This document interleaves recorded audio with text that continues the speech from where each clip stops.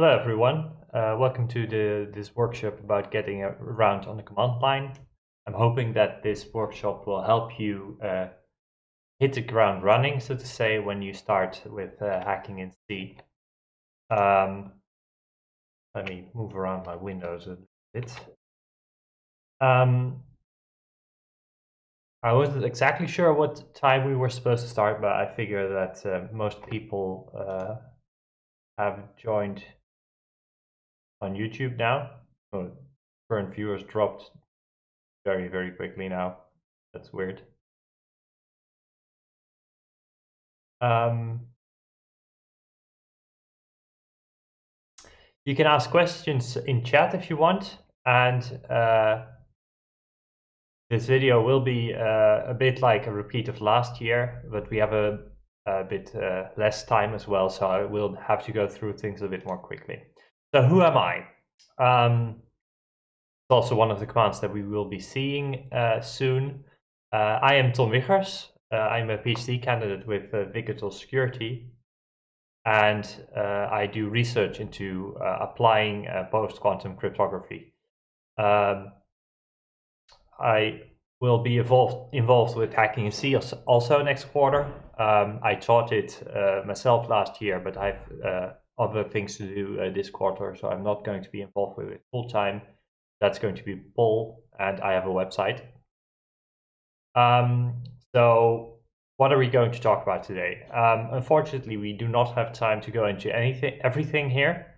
I will be explaining a few things about what is Linux exactly, and I will cover the first part of this tutorial, which is getting around on the command line, some common commands.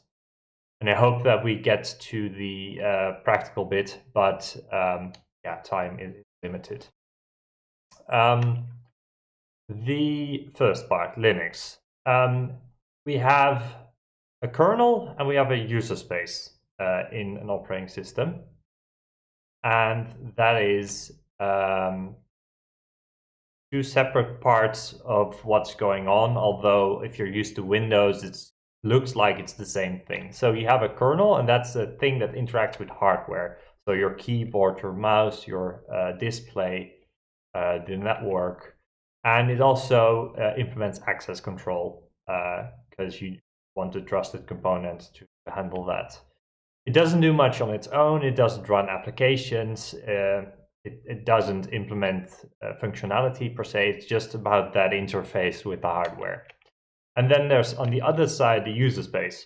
Right? That's anything that's outside of the kernel, but that's where you find all of the tools that you use, like Bash, LS, editors, video games. That's all in user space. But also system admin stuff is there because that uses interfaces of the kernel to then do the system admin things. And also graphical user interfaces are in user space. Where did my slides? Okay.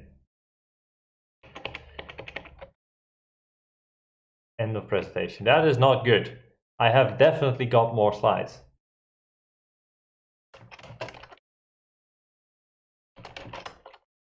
This is always the demo effect. Linux workshop. Why have you not built all of these slides?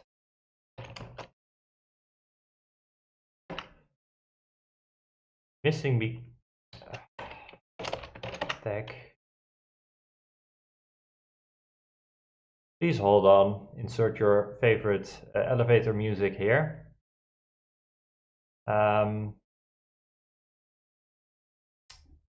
That looked promising. Yes. Slides go brr indeed, or rather LaTeX. I'm very happy that this laptop is a bit faster than my previous one, because compiling these slides took a few minutes previously. So, in the Linux space, we have the kernel is Linux. Even though you often call the entire thing Linux, Linux is only the kernel. It's only the thing that manages this system control, access control, file systems, drivers, making sure that the power button works. And that is this guy's department. You might have seen him somewhere. Then on the other side, we have usually got a bunch of GNU tools that compose the user space, although it's not the only project that contributes to that. GNU are the people who make the C compiler GCC, Emacs, CoreUtils has a bunch of tools. They are also known for the GPL license. GNU-PG, Bash is a GNU project.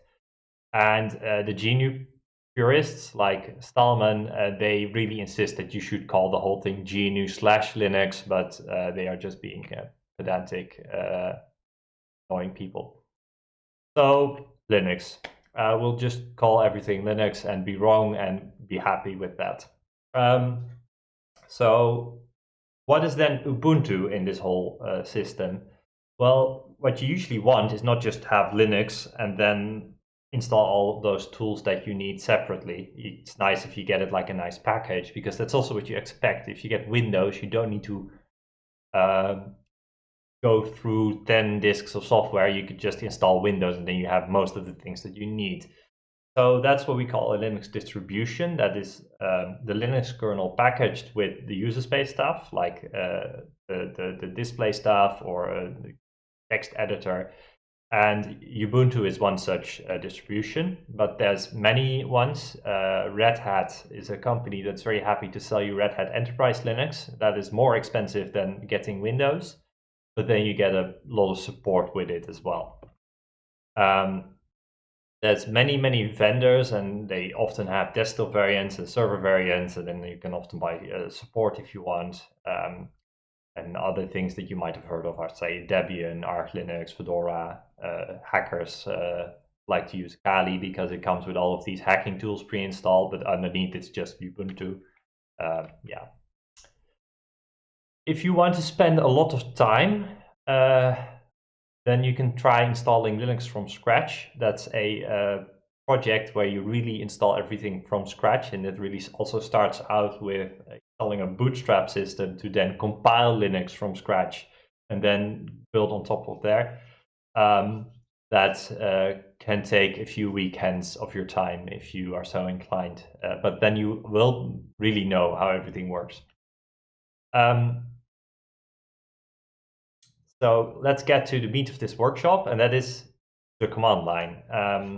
That is that scary thing that you've maybe seen pop up, or maybe even tried to type in some things or copy paste something you found on the internet and didn't really understand. What we have on Linux usually is the Bourne shell, or the Bourne again shell, because it's an improved version of the classic one. Bin bash, or often just called bash, is just a program that can execute commands for you. And what is a shell? Well, it's just a program you use to interact with your computer and all of the software on it. So graphical user interface is also such a program, because if you go to the menu with all the programs and click on something, it's also interacting with your computer and the software on it. But typically when we say shell, we mean the command line. So something like this. You see my username, you see the name of this computer, or rather my previous computer. And it's something where you can just type in some things. So who am I is a excellent question, and then you get your username as output.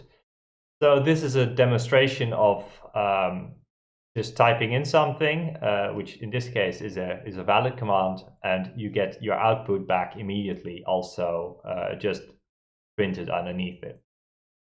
Of course, there's much more complicated programs, but who am I is often useful. For example, if you want to figure out if you're logged in as root in hacking in C.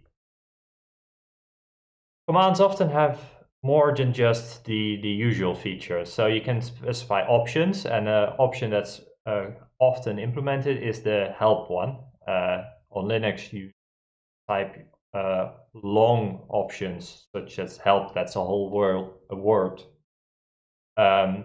with 2 dashes.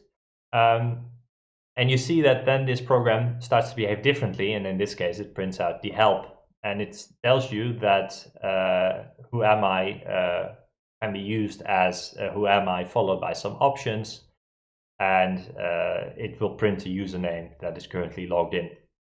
And it only has two other options, or two options in total, the help command itself and the version option, which will print the version of who am I that you are running.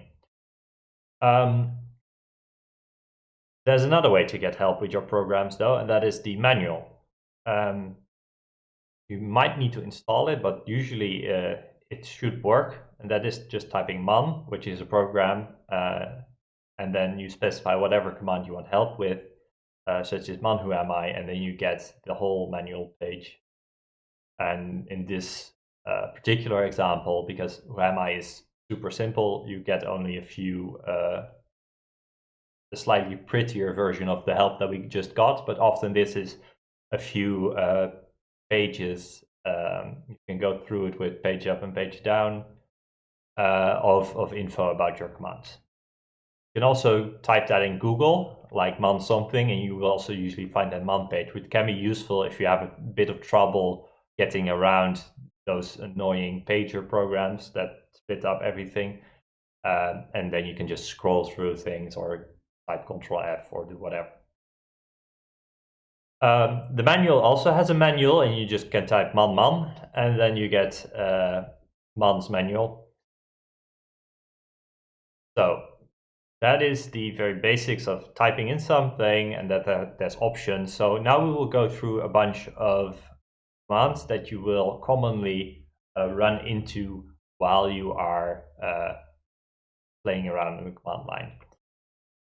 And these are things that you can often use to get around, such as if you want to answer the question, where am I? PWD will print out the current working directory.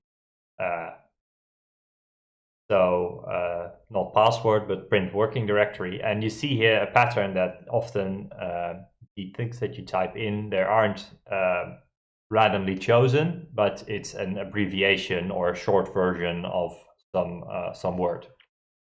ls is short for list, and it will print all of the different files in the current directory where you are.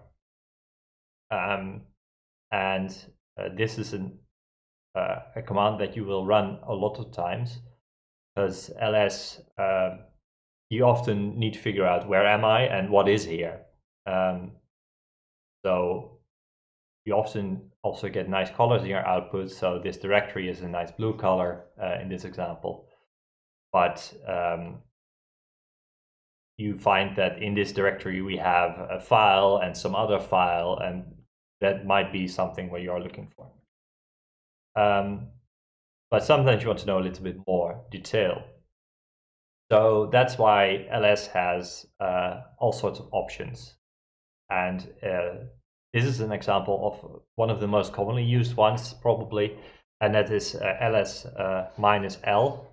And I think minus L is the short version of minus minus long or something like that. But you see here that we get permission information, who owns the file, when was it last accessed, and then you see that I last accessed these files on the 19th of March last year.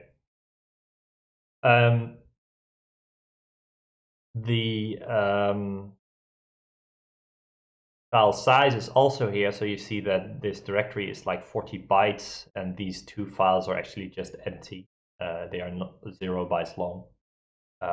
But that is an annoying metric. So if you, for example, want to get the file sizes in human measures like kilobytes or megabytes, there's another flag that you but I'll leave that as homework. Another useful one is hidden files. So anything that starts with a period in Linux is a hidden file or a hidden folder. So if you make a directory called .directory, then it won't show up if you just type ls. And if you do want to see those, then you can, for example, type the -a option. You can also combine that with the -l, so you can type -l, -a, or even concatenate to those two. Hidden files, so they start with a dot, but we also see two special file names here. That is the single dot and the two dots. And these are special file names and they exist in every directory. Dot is the current directory and dot dot is the parent directory. And we can use those to move around. We will see that later. And this is an example of combining two options. So we have -l and -a enabled here, and you see that we both see these hidden files, and we see all of the extra properties that we wanted to know. You can also write this shorter, like ls-la, if you want to go save time.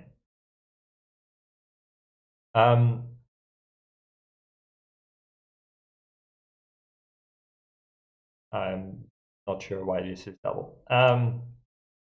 So moving around. This is the often, maybe I type cd the most often into my shell. Cd is change directory. If you type cd and then some directory, you change your directory. So you see here that if I typed pwd, I'm at the /temp/test folder. I enter the directory folder. I don't prefix it with a slash or anything because this is then relative. And you see that I changed into the directory folder that is at this location. This is very useful to go into things, but you often also need to go out of things. So if I want to go back, I can type cd ... and you'll see that I move out of the directory into the parent directory. You type cd without any arguments, that's a special shortcut, and you will move back to your home directory. You see here that I type cd, I'm in the temp test directory folder, I've typed cd, but hadn't typed anything else, and you see that I quickly jump back to home DOM. Making directories then, that's another example of just make everything shorter because typing is hard. Mkdir is the shorthand for make directory, and you can just type a new directory name and you have a new directory.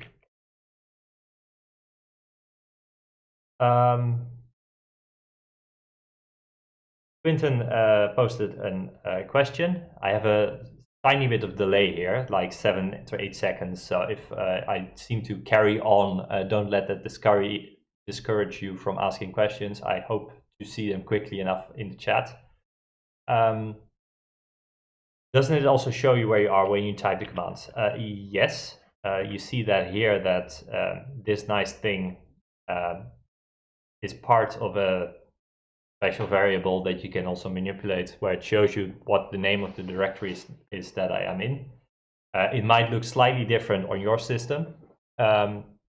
Sometimes it even includes just the full path or an abbreviated version of it, which is definitely helpful. I don't type pwd all the time, but in this case, I do it as demonstration of seeing that you also indeed move into a different place. The tilde here is short for the home directory. You might see that in scripts, or that someone does cd tilde / something, and that's the tilde there is shorthand for the home directory. But the thing with shortcuts is if you know the long way, that's also fine. Then you can also still get where you need. Yeah, that was Mukdir. Editing files then, that is something that you might need to do semi-often, or rather very often, especially when you're like programming or something. You probably execute edit files, compile them, and then edit them again. And Nano is the most basic file editor that's probably installed in your system. It looks like this. You may or may not get syntax highlighting depending on all the options that you've got installed, but it works. And the nice thing about using Nano is that this is an example that takes over your entire shell, right? You see that I don't really have any more space to enter in shell commands because Nano has taken over the entire window. But Nano at the bottom here has help. It always displays this line with all of the different commands that Nano has. Although it does that in a slightly confusing way, because you need to know what this caret sign means. And that is whenever you see this caret and then a character, that often means that you need to, like 99.9% of the time, that means that it's control and then something. So if you type Control O, that is the save command in Nano. Control W is a search, Control K is cut, and then U is paste. And notably, Nano tells you how to exit, namely just type Control X. I think if you type Control C, it will also tell you that you should use Control X instead. So this is why Nano is nice to use. So I've now typed Control.O, and then it tells you I want to save this as main.c, and then it says wrote 5 lines, so I've saved it, and then I can type Control X and exit it. Nano is an editor, it's very fancy, but sometimes you just want to read a command. So that is where cut comes in, and cut is nice because it's you can type a cut and then some file name, and it will just output the contents of that file. Cut is actually short for concatenate, because you can type multiple files after each other, and then we'll just concatenate all of them and output them again. Then another useful command is grep. Grep allows you to search for patterns in files, and it supports a lot of things: regexes, case insensitive search, searching in folders recursively. There's way too much here to go into, but you see here in this example that if I want to find hello in main.c, quickly prints out the line where it is. There's all sorts of options, like if I want to see 3 lines before it, I can type grep minus capital B2 and then blah. But for grep, I would suggest it's very powerful. Just remember, there was this weird search command with the weird name.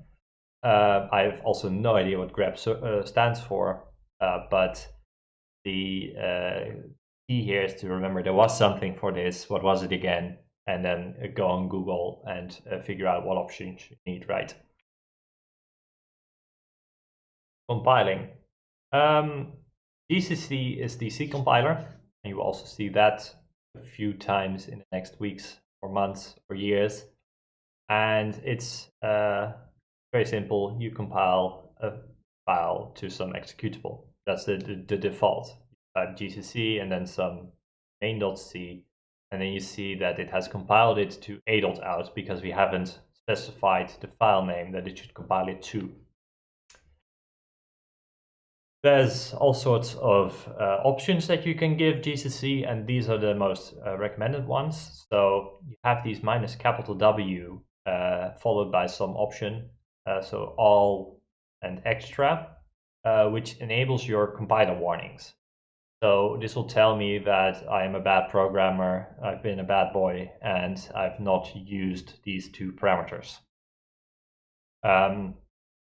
Here, minus all says that it should enable all warnings, but it doesn't, so you also need to specify that you want not only all warnings, but also extra warnings. Then there is the part where you can specify with minus O the name of your output file.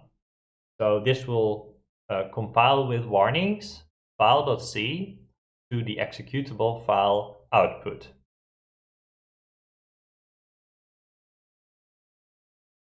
Again, this is all also in the manual, and if you want to cheat sheet, whatever. Then we have the file called output in this directory, but we need to now want to run it. And this is something that people often forget because it's something where especially Windows and Linux differ. And that is that if you want to run a file in the current directory, then you need to specify its location exactly. And you can do that via dot for in the current directory / output is the file, the full path to the file that you want to run. You need to do this for any program that you want to execute that is not in the directory that is in the path variable. It's a special variable where it has all of the different common locations for binaries that it will search. For example, ls is in /bin or /user bin. That is how, when you type ls, that it can find that program. But for programs that are not in one of those search folders, you need to specify where it is. So type /output. Again, if you forget this, just know there was something with this, and then you can go back to my slides because they will also be on the website. They are already on the website, and go through all of these slides again. And oh yeah, there was this thing.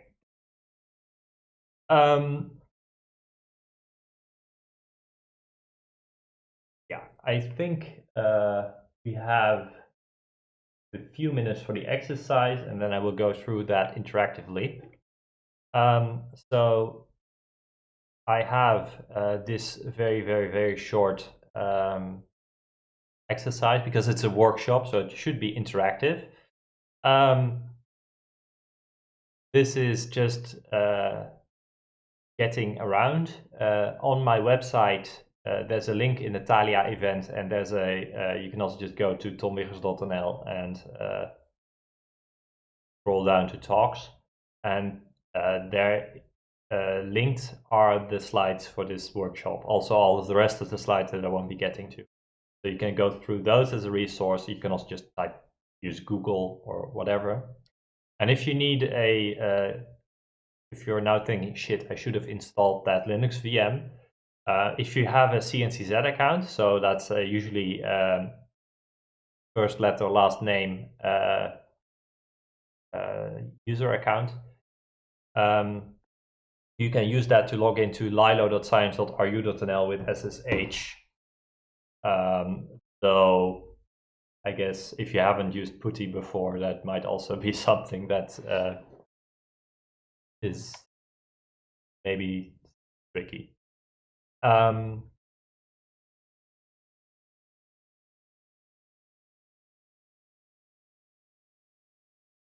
name of the science login, what do you mean? Like CNCZ? Well, the server is lilo.science.ru.nl.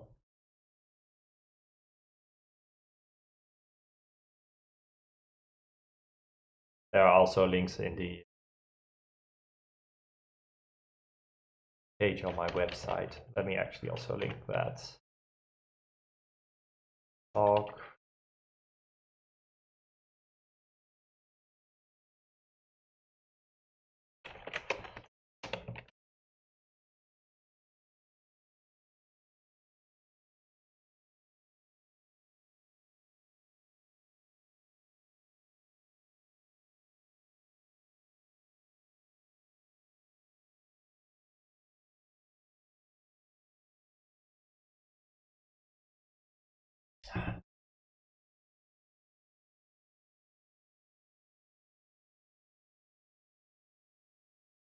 In the meantime, I will have to figure out how I set up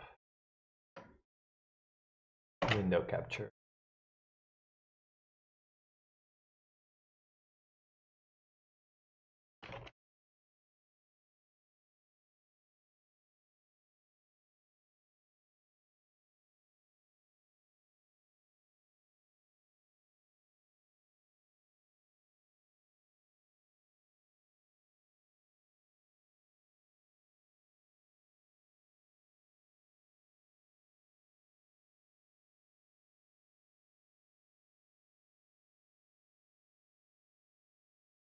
Oh, that's the wrong.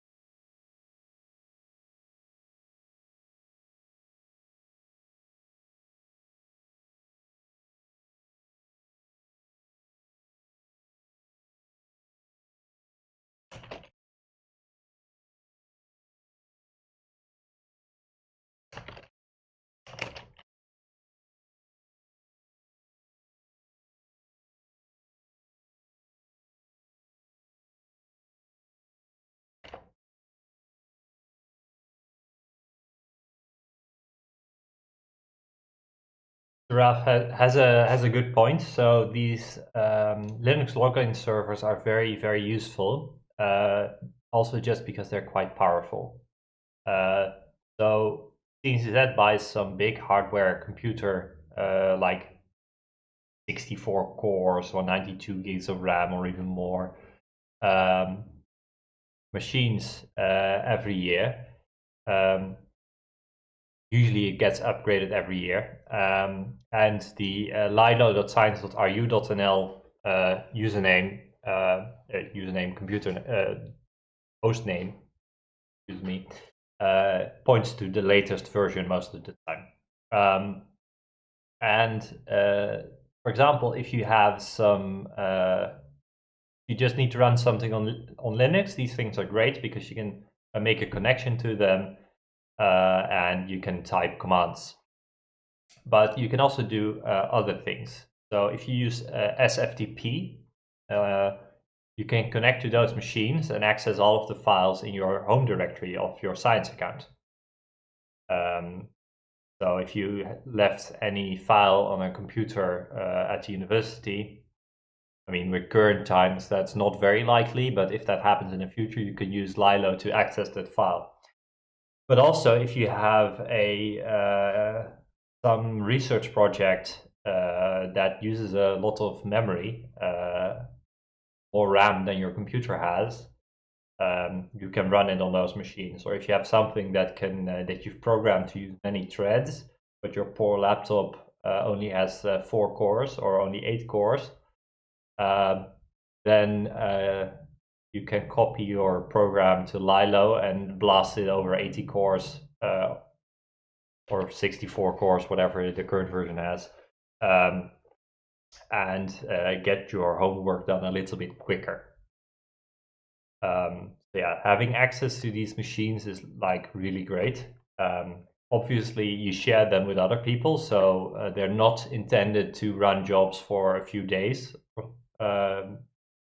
Other people still need proper access to these machines and won't appreciate that you lag the shit out of everything. But for short-lived jobs or small experiments, they are fine to use because otherwise CNCZ wouldn't buy such expensive servers every year. If you do need to do serious scientific computing, there's also resources. But when you get to that point, ask the teacher that that told you to do something that computes that needs a lot of computation time. For example, there's a 3 terabyte RAM server somewhere if you have serious memory demands. Um,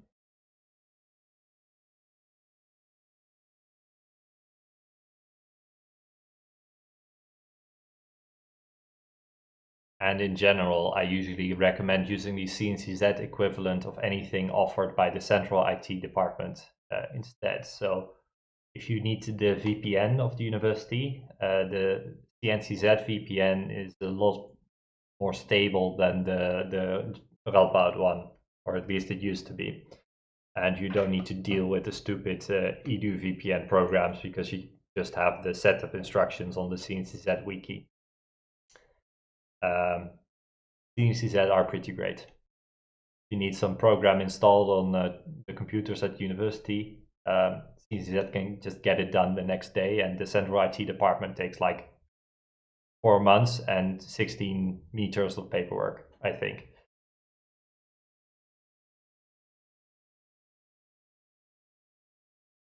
Yeah.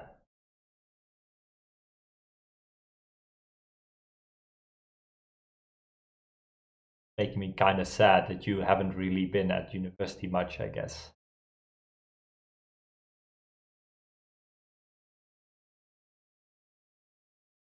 Not to make everyone depressing. Let's see. In a minute, I suggest that I go do the exercise on the screen so that you also can see it happen in front of you. I'll try to explain what I'm doing then. And then we can wrap up and hope that everyone has had an opportunity to have lunch. Well, the recording will also be made available as well as last year's recording. Last year we did this in an afternoon and it was a lot longer, so we just covered more stuff. So if you want to see all of those extra slides that the table of contents promised you, then that is where you can go, or you can just download the slide deck. And then you hopefully can also use that as a little bit of a cheat sheet or something. And there's also a bunch of links on the page that I have on my website for this workshop with cheat sheets. There's a book that I've linked, some bigger tutorial, and there's this MIT missing semester link that is really great course, more or less, with that goes into all sorts of practical things that you don't really cover in a general computer science program. Yeah, let's get started. So opening a terminal, well, I think that everyone can see what I am typing. Maybe I can even make it slightly bigger.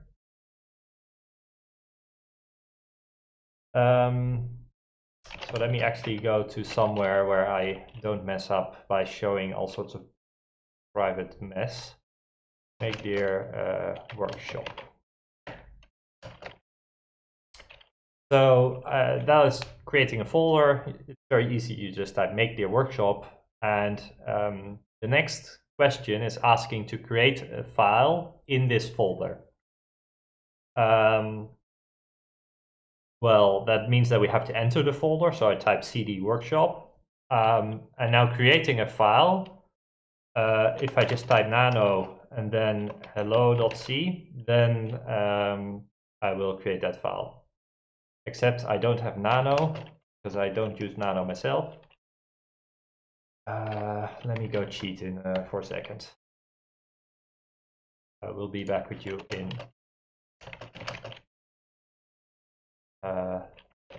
no.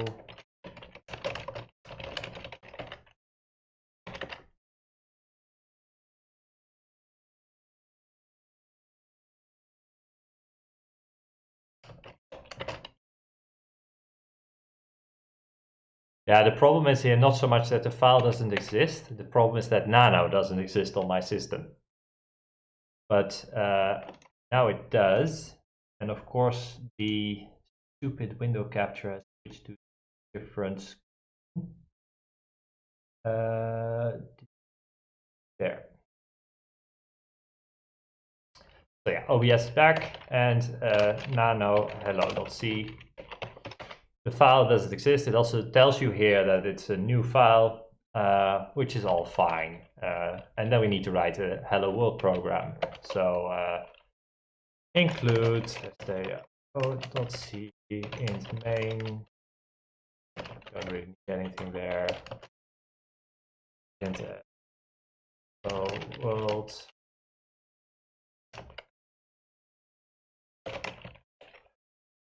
from inside my house.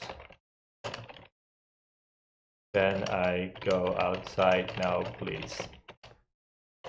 And because I'm using printf doesn't put a new line at the end of a file of a line that it prints. So I need to type these \n, but you probably know that from whatever programming course. So we need to save this file name to write hello.c. I'm very happy with that file name, and then so I did that with Control O, and Control X now closes the file.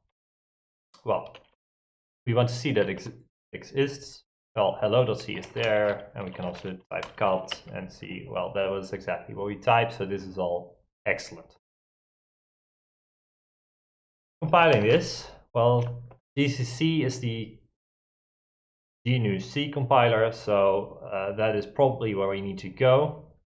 And the question 5 asks us to compile it to an executable that's called hello. So that means that we need to specify -o hello for the output to hello, and then we want to compile hello.c. This means that we now have a file called hello and hello.c. I can do that again. So now I've thrown the executable away. And if I type it like this, so just gcc hello.c without the -o, you'll see that it's produced a.out file. And that is just the same file. I can execute that just fine, but it's just an annoying file name.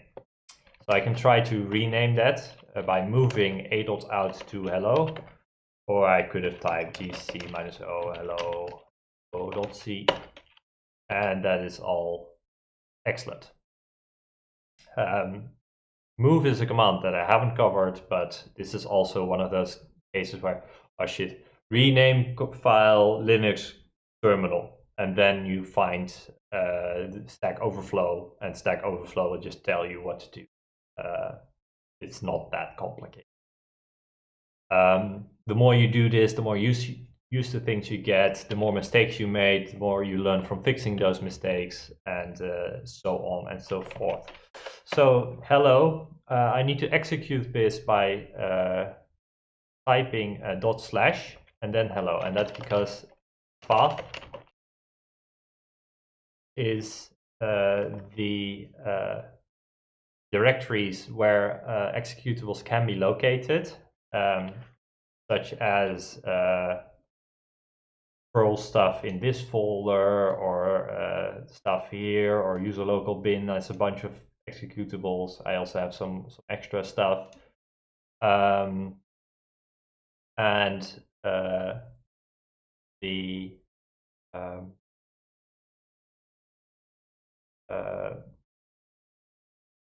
Yeah, these are the folders where it will look for anything when I type hello. And then it will tell you command not found. That is very, very normal because it's not in any of those folders. So if I type /hello, or even type the complete path, then it will work, because then you will tell it explicitly where it needs to find this file. If you got permission denied, then you probably typed hello.c. Hello.c is, of course, the C file. It doesn't know what to do with that, but it tells you permission denied because ls-l, slightly wider. There's these permission bits that are set, and the X here means executable.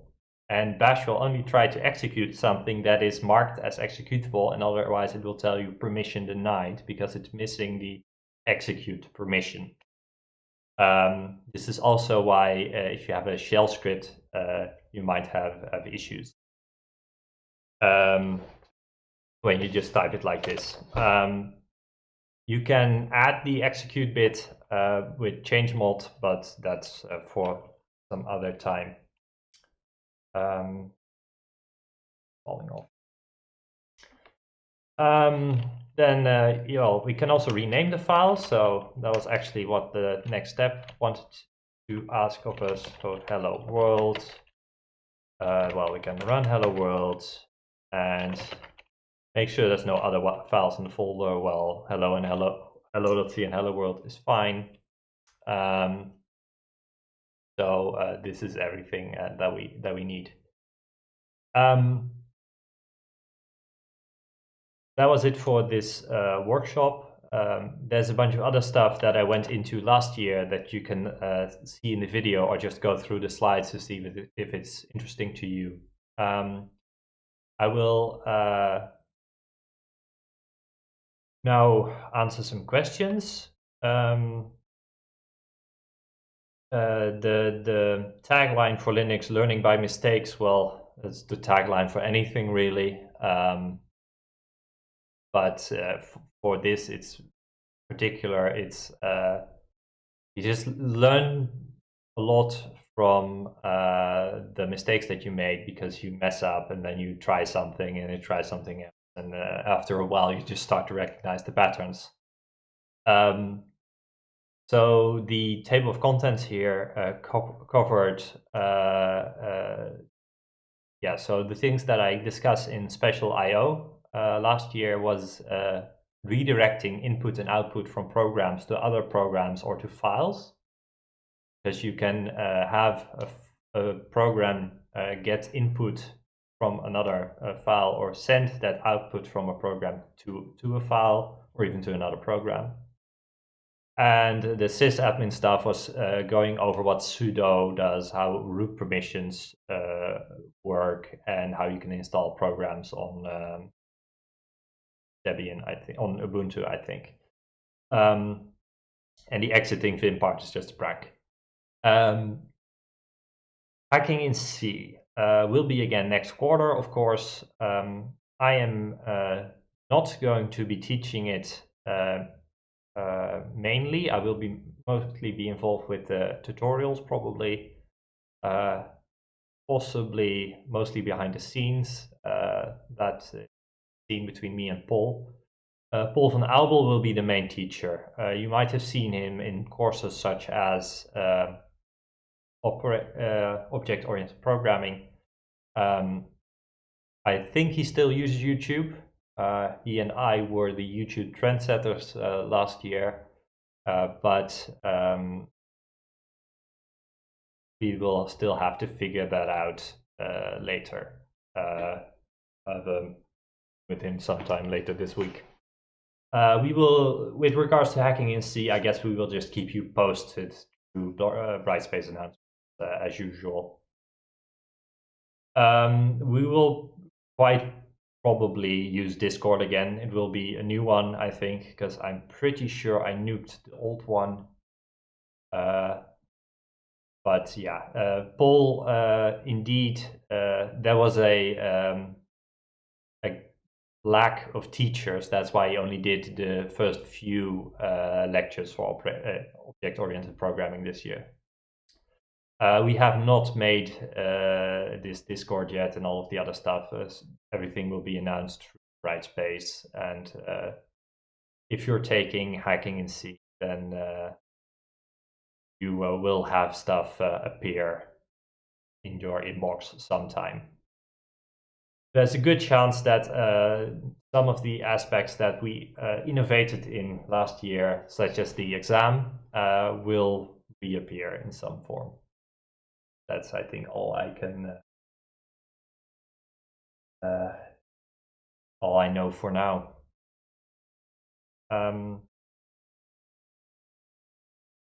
Anything else?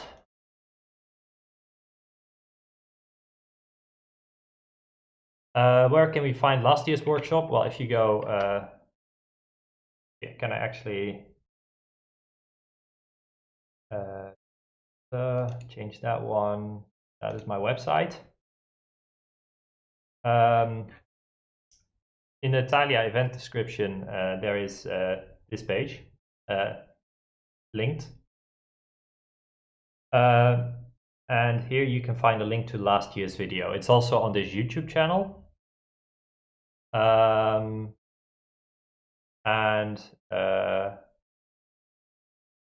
this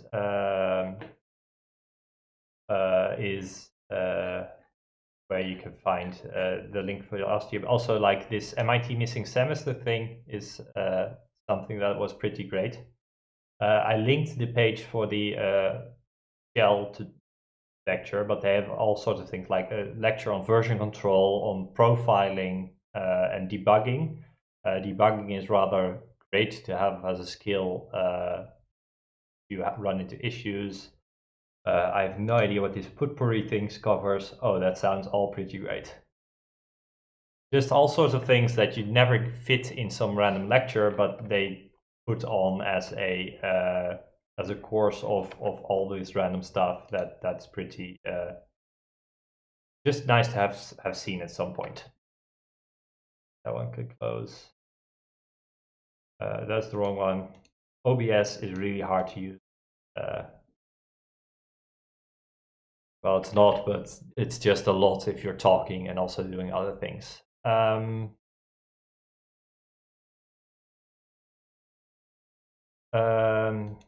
There's a Mohammed Talat asking questions, and I think that you are not a Radboud University student. Send me an email.